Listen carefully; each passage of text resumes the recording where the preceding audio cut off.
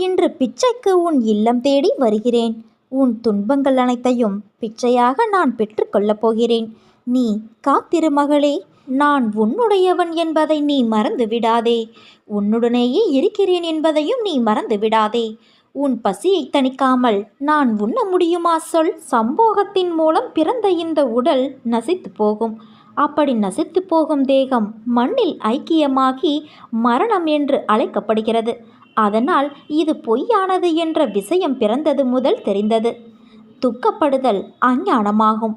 பிறப்பிற்கும் இறப்பிற்கும் இடையேயுள்ள காலமே மோட்ச சாதனை செய்ய வேண்டிய காலமாகும்.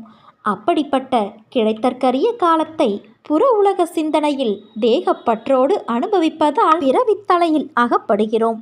மீண்டும் மீண்டும் பிறப்பது தவிர்க்க முடியாததாகிறது. மறுபிறவி இல்லாத வாழ்க்கை ஜீவர்களின் கையில் இருக்கிறது. யார் முக்தியை